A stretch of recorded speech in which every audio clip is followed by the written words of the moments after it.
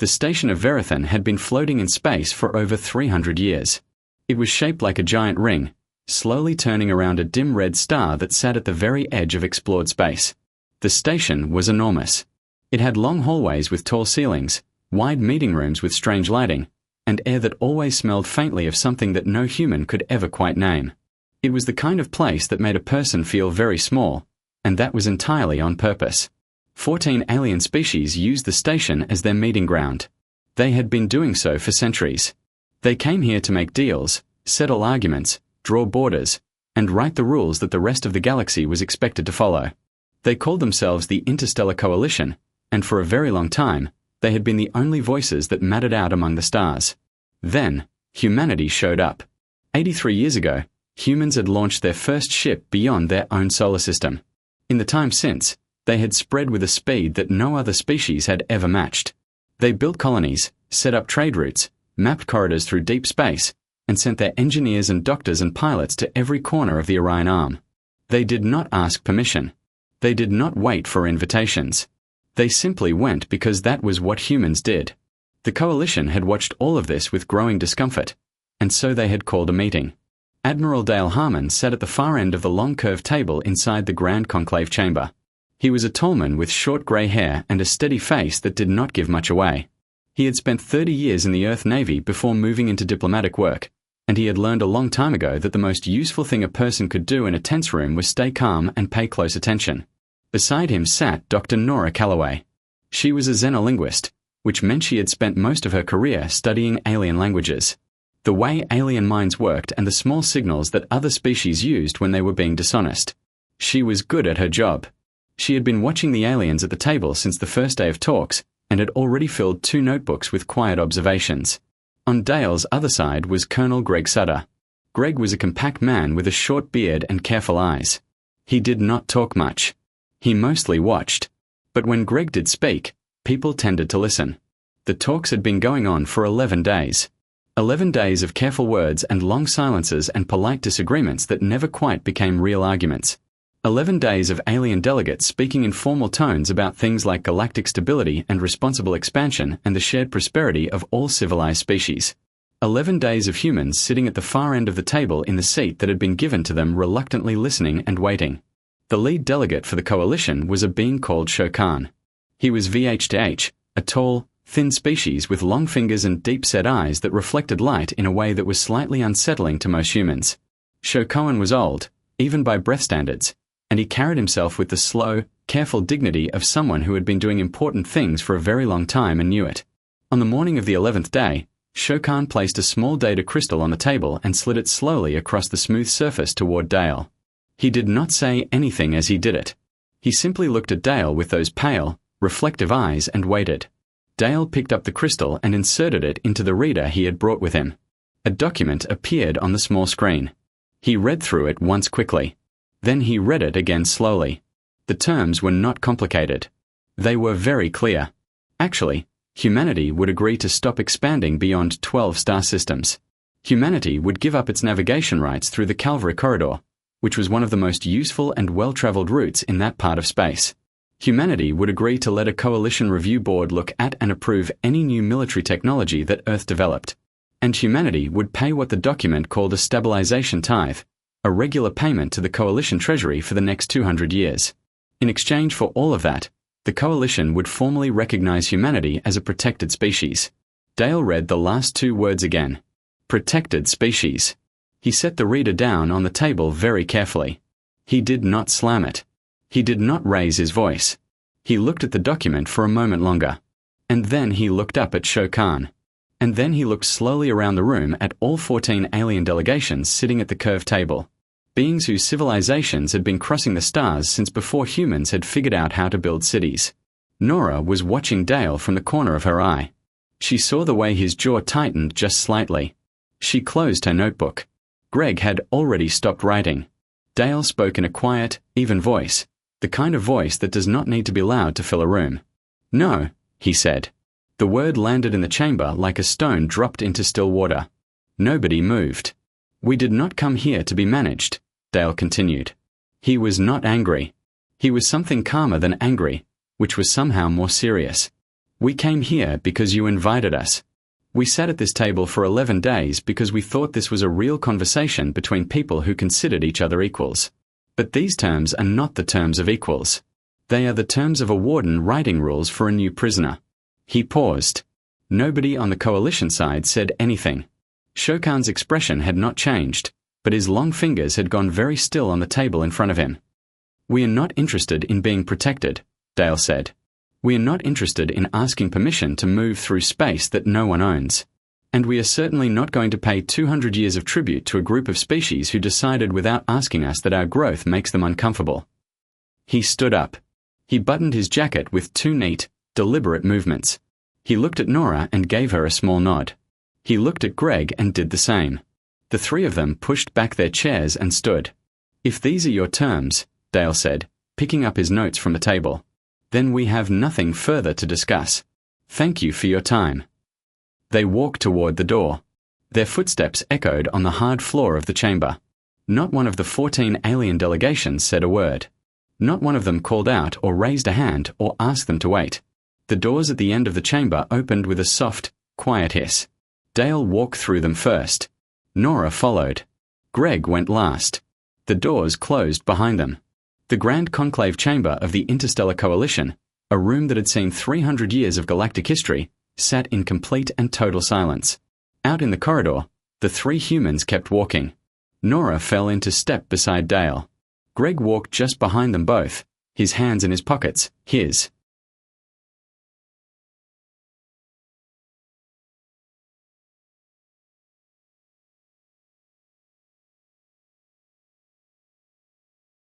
Expression unreadable. They didn't stop us, Nora said very quietly. No, Dale said. They thought we were bluffing, she said. Dale looked straight ahead at the long corridor stretching out before them, leading toward the docking bay where the human ship was waiting. Let them think that, he said. They did not slow down. They did not look back. Outside the wide viewport at the end of the corridor, the dim red star turned slowly in the dark, and the station of Verathan continued its ancient, steady rotation, as it always had, as though nothing had changed at all. But something had changed. Every person in that chamber knew it, even if none of them were ready to say so yet. The humans had walked away, and the galaxy had no idea what that was going to mean. #humanity walked away from negotiations, and the entire galaxy began to panic. Part for the first 2 days after the humans left Verithone, nobody in the coalition was particularly worried. Shone sat at the head of the now quiet chamber and told the remaining delegates with the calm certainty of someone who had seen many difficult negotiations in his long life that the humans would return. They were a young species, he said. Young species acted on emotion. They made dramatic gestures because they had not yet learned the patience that came with age. The humans had walked out to make a point, and once the point felt made, they would come back to the table ready to talk properly. The other delegates mostly agreed. The Kalundi representative, a broad-shouldered being with thick grey skin and small careful eyes, nodded and said that humans were known for their impulsiveness. The Dorith, who sat in a cluster at one end of the table and communicated partly through shifts in the colour of their skin, rippled in a way that everyone at the table understood to mean agreement. So they waited. The first day passed, then the second, then the third. No message came from Earth. No signal from any human-flagged vessel. No diplomatic contact of any kind. The human quarters on Verithone were cleared out and empty. The small office that Dale Harmon had used for 11 days sat dark and silent. The furniture still arranged exactly as he had left it, as though he had only stepped out for a moment. By the 4th day, the quiet confidence in the chamber had started to develop small cracks. By the 7th day, the cracks were harder to ignore. Back on Earth, in the city of Geneva, where the United Earth Assembly held its sessions, President Caroline Voss stood at a podium in front of a bank of cameras and reporters from a dozen news services. She was a composed woman, the kind of person who always looked like she had already thought through whatever was coming next. She had short dark hair, sharp eyes, and the particular stillness of someone who was not easily rattled. She spoke for less than 3 minutes. The terms offered at Verithon were not terms, she said.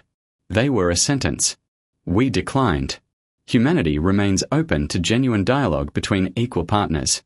We are not and will never be a species that negotiates the terms of its own management. Then she stepped away from the podium. She did not take questions. She walked back through the door behind her, and that was the end of it. The reporters in the room sat with their notes for a moment, not entirely sure what had just happened.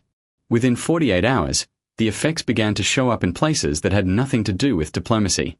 A human-run shipping company called Harlow Transit, which operated 43 cargo vessels across 8 star systems, quietly filed updated route plans with the Standard Navigation Registry. The new routes did not pass through Coalition-managed space. They went around it. The filing was completely legal, completely routine, and said nothing about politics. But anyone who looked at it carefully could see that 17 delivery routes that had previously connected Coalition worlds to each other now had a very obvious gap in them. Harlow Transit was not the only company to file new route plans that week. At the same time, 3 joint research stations that humans had been co-running with the Salvary, a thoughtful, detail-oriented species who were among the most respected scientists in the Coalition, stopped receiving their scheduled rotations of human technicians. No announcement was made. The rotation calendar simply showed the slots as unfilled. The Salvary station manager sent polite messages asking if there had been a scheduling error. The messages were received and logged. No reply came. It was a Salvary researcher named Eurythnan working at one of those stations who first started to understand what was actually happening. She was studying atmospheric patterns on a gas giant. Work that required a particular kind of data processing that the human systems handled far better than Salvary equipment. When the human technicians stopped showing up, the data stopped flowing the way it needed to. She sat in front of her screens for a long time looking at the gap in her datasets and felt something cold settle in her chest. She wrote a message to a colleague back on the Salvary home world. "I think the humans are not coming back," she wrote. "I think they mean it." Her colleague wrote back the next morning. "That is not possible. They are too new. They need us more than we need them." Nan looked at her empty data screens and did not reply. Colonel Greg Sutter had explained the strategy to Caroline 8 months before the conclave in a small briefing room in Geneva with no windows and bad lighting. He had stood at a board with a simple hand-drawn map of Coalition space and spoken in the same quiet, careful way he always spoke. The instinct is going to be to argue. He had said to push back, to make counter-offers and demand better terms and fight for every clause. That is what they expect us to do because that is what every other species has done. They have seen that game 100 times. They know how to win it. He tapped the map. But there is one thing they have not seen. One thing they genuinely do not have a plan for. They have never dealt with a species that simply picked up and left. Not as a tactic, not as a bluff, just left, went home, stopped participating, because no species has ever been in a position to do that and survive it. And we can, Caroline had asked. We do not just survive it, Greg said. We thrive on it. We have always built our own roads. We have always found our own food. Being outside their system is not a hardship for us. It is just Tuesday. Caroline had thought about that for a long time. Now sitting in her office in Geneva 6 weeks after Verathone, she was watching the reports come in from across the galaxy and thinking about it again. The Doroth ambassador had sent a private message. He had not called it an apology. He had called it a request for clarification on the current status of ongoing cooperation frameworks. But Caroline had read enough diplomatic language in her career to know what it really was. It was the sound of someone realizing they had made a serious mistake. She set the message aside and picked up the next one. It was from a Colandi trade office asking very politely, very carefully whether human shipping companies might be open to resuming services along certain routes that had recently experienced unexpected disruptions. She set that one aside, too. Outside her window, the city of Geneva went on in its normal way. Traffic moving, people walking, the lake sitting flat and blue under a clear sky. None of it looked like a civilization that was under any kind of pressure. None of it looked like a species that was struggling because it was not struggling. That was the point. The humans had gone home and home was perfectly fine. The lights were on. The food was on the table. The ships were still flying, just on different routes. Now, the researchers were still researching, just in their own labs. Everything was working exactly as it had always worked. It was only out there in the wide dark space between stars that things were starting to come apart at the seams. And nobody in the Coalition had seen it coming because they had spent so long thinking of humanity as the newcomer, the small, young, inexperienced species that needed to be guided and managed and kept in its place that they had never once stopped to ask themselves a very simple and very important question. What would the galaxy look like if the humans just stopped showing up? Now they were finding out. And the answer was making a lot of very old, very powerful, very confident alien civilizations feel something they had not felt in a very long time. Afraid #humanity walked away from negotiations, and the entire galaxy began to panic. Part 3 Dr. Nora Calloway had always been a quiet person. She did her best work alone in the early morning with a cup of strong coffee and a clean notebook. She had spent 15 years of her career learning alien languages, studying alien behavior and translating the small signals that other species used when they thought no one was paying attention. She was very good at seeing things that other people missed. Now she sat in her office at the University of Cape Town 6 weeks after Verathon, and she was writing a report. She had not been asked to write it. No one had given her a deadline or a word count or a list of things to include. She was writing it because she had looked at the numbers coming in from across the galaxy and understood what they meant. And she felt that someone with the right authority needed to understand it too. So she wrote it up carefully, clearly in plain language that any government official could follow. And she titled it simply, "What They Didn't Count." She sent it to President Caroline Voss on a Wednesday morning with a short note that said, "You should read this before the next round of messages comes in. It will help explain what is happening." Caroline read it the same afternoon. When she finished, she sat back in her chair and stared at the ceiling for a long time. The report was 14 pages. It covered 14 different areas where the galactic community had, without anyone really planning it, become deeply dependent on human activity. Nora had not set out to make a dramatic argument. She had simply listed the facts one by one and let them speak. The first thing the report covered was shipping. Human cargo ships now carried the majority of goods between worlds for 11 of the 14 coalition species. This had not happened because humanity had demanded those routes or fought for them. It had happened gradually, quietly over decades, for a very simple reason. Human ships were fast, human crews were reliable, and humans did not need the long rest periods that most other species required. The breath, whose biology made it necessary for them to enter a deep 16-hour metabolic rest every cycle, had handed off their overnight shipping lanes to human operators 40 years ago. They had done it because it was practical and efficient, and then they had simply stopped thinking about it. The Kalundi had done something similar with their outer colony supply routes. The Dorith relied on human carriers for nearly all of their high-priority medical shipments. 3 other coalition species used human logistics companies for the bulk of their intersystem trade. When those companies had quietly rerouted around coalition space or simply paused their contracts without making any announcement, the effect had been immediate and painful. Cargo was not moving the way it needed to move. Shelves on outer colony worlds were not as full as they used to be. Supply chains that had run smoothly for years were developing gaps and delays that no one had a ready answer for. The second thing the report covered was medicine. In the past 30 years, human researchers had solved 4 diseases that had been troubling the Salvary for centuries. They had not done it because they were smarter than Salvary scientists. Salvary scientists were brilliant, careful, and thorough, but they worked slowly, and they worked within a culture that valued caution and institutional process above almost everything else. Human researchers worked fast, shared their data freely with anyone who asked, and had a habit of trying things that other species considered too risky or too unconventional.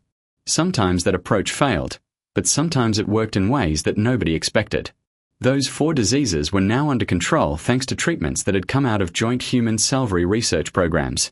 But those programs required ongoing human participation to keep running to manage the data systems to continue the follow-up studies to train new Salvary researchers in the methods. Without human collaborators responding to messages, 11 active research programs had stalled. The diseases were not coming back, but the work to understand them fully to develop better long-term treatments to study related conditions, all of that had quietly stopped. The Salvary were too proud to say they were worried. But the messages Nora had seen from Salvary research stations told a clear story. The third thing was communications. The deep-range relay network that connected the outer colonies of 6 different coalition species was a vast complicated system of stations and repeaters spread across enormous distances of space. It had been built over many decades, added to and upgraded and repaired constantly. And at some point along the way, without anyone making a formal decision about it, the maintenance of that network had become mostly a human job. 40% of the people who kept that network running were human technicians. Their contracts had run out. The renewal paperwork had not been filed. And now in the outer reaches of the network, stations were starting to show the kind of small creeping faults that happened when maintenance was delayed too long. The signals were still getting through. For now. But anyone who understood how the network worked knew that for now was not a comfortable place to be. The fourth thing, and the one that Nora had saved for last, because it was the most striking, was the Calvary Corridor. The Calvary Corridor was the route the Coalition had tried to take away from humanity in the negotiations. The Coalition had framed it as a concession they were being generous enough not to demand immediately. The subtext that had ever been used in official documents before. It was being used now. Schoen called an emergency session of the full Coalition without extending an invitation to humanity. This was, he told himself, because the humans were not yet formal members of the Coalition and therefore had no standing to attend. This was technically true. It was also, if he was being honest with himself, which he was finding increasingly difficult, a way of avoiding the discomfort of asking them to come back. The session lasted 6 hours. For most of those 6 hours, the 14 species in the chamber did something they rarely did openly. They argued, not the careful, formal kind of disagreement that usually filled Coalition chambers where delegates spoke in long measured sentences and every objection was phrased as a question. Real arguing raised voices in 6 different languages, color shifts from the Dorith that their own interpreters were struggling to keep up with. The Kalundi representative stood up twice and had to be asked to sit down. The breath blamed the initial terms on the Kundi. The tithe clause had been too aggressive. They said it had been the Kundi who pushed for 200 years. 100 would have been more reasonable. The humans might have accepted 100. The Kundi said that was not the point. The expansion cap was the real problem. No species, young or old, would agree to a hard limit on where they were allowed to go. That clause had been the Doritha's idea and everyone knew it. The Dorith did not deny this. Their senior delegate said the cap had been necessary because human expansion was genuinely alarming in its speed and that someone in the room needed to be willing to say so. The Doritha's skin shifted through a slow sequence of colors that their interpreter rendered as something like, "We were afraid and we tried to disguise it as policy." The room went quiet for a moment after that. Then the Salvary delegate, Earthnan, who had said almost nothing for the first 5 hours of the session, spoke. She spoke quietly, and she did not raise a voice, and the chamber gave her its full attention the way it always did when a Salvary scientist chose to say something.